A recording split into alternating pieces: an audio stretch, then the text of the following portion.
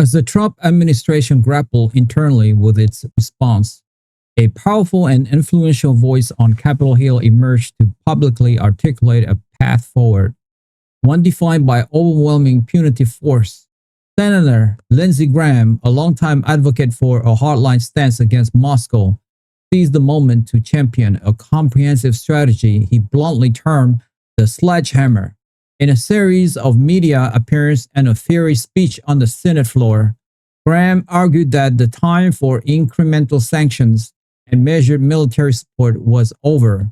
He declared that Russia's massive offensive demanded a response so crushing that it would not only halt the invasion but permanently cripple Russia's ability to wage war and project power beyond its border.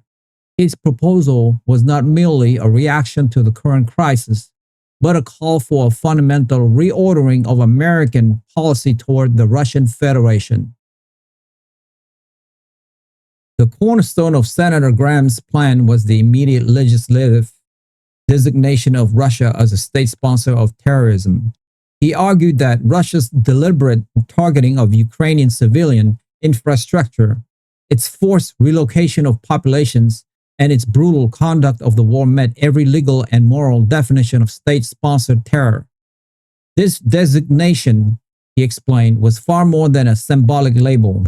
It would unlock a new level of economic isolation that would make previous sanctions look minor in comparison. American law would automatically impose severe restrictions on any nation or company that continued to provide Russia with financial or material support, creating a powerful disincentive for countries like China and India to continue their economic partnership with Moscow. It would also open up the Russian government to lawsuit in U.S. courts by victims of its aggression, creating massive legal and financial liability. The second and perhaps most audacious element of the sledgehammer proposal was the seizure and transfer of frozen Russian sovereign assets. For over a year, hundreds of billions of dollars in Russian central bank funds had been frozen in Western financial institutions. Graham proposed passing emergency legislation to confiscate these assets entirely and redirect them to a reconstruction and defense fund for Ukraine. It is not enough to freeze the money of the aggressor, Graham stated in his Senate speech. We must take the aggressor's money and use it to help the victim defend itself and rebuild what has been destroyed. Russia must pay for the devastation it has caused, not with future reparation, but with the money they have parked in our own backyard. This proposal, while popular with many who sought to make Russia pay, also sparked intense debate among financial experts. Secretary of the Treasury Scott Benson's department had to analyze the potential consequences, including the risk that other countries might become hesitant to hold their reserve in US dollars, fearing their assets could one day be seized as well. On the military front, Senator Graham's plan was equally aggressive. He called for an immediate end to what he described as the self-imposed restriction that had limited the effectiveness of Western military aid. He urged President Trump to authorize the immediate transfer of the longest-range Army tactical missile system ATACMS and to remove any prohibitions that prevent Ukraine from using American-supplied weapons to strike legitimate military targets deep inside Russian territory. He argued that Ukraine could not win a defensive war if it was forced to fight with one hand tied behind its back. The supply depot, the command centers, the airfield that Russia is using to launch this brutal attack are just across the border. Graham insisted, allowing Ukraine to strike these targets is not escalation, it is a fundamental principle of self-defense.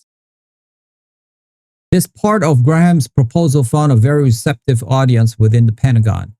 Secretary of Defense Peter Hegseth, who was already pushing for a more muscular response, saw Graham's public campaign as providing crucial political cover for the action he believed was militarily necessary.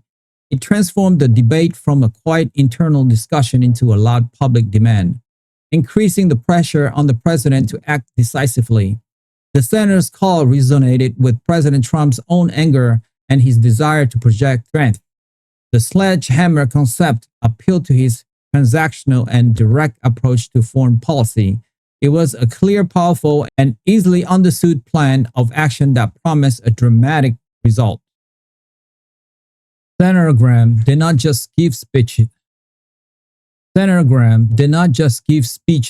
He began to actively build a coalition to turn his plan into reality. He worked closely with like-minded senators from both parties, framing the issues as one of national security and international credibility. His office quickly drafted the Russia Sledgehammer Act, which combined the state sponsor of terrorism designation, the asset seizure authority, and a call for unrestricted military support into a single legislative package. His effort was designed to create an overwhelming wave of political momentum that the administration could either ride or be swept away by. For Secretary of State Marco Rubio, this presented both an opportunity and a challenge. While he shared the goal of punishing Russia, he also had to manage the anxieties of NATO allies, particularly Germany and France, who feared that such a dramatic escalation could provoke an uncontrollable spiral of conflict. Graham's very public and uncompromising campaign forced the entire debate into the open, making the sledgehammer option the new baseline for what a strong American response should look like.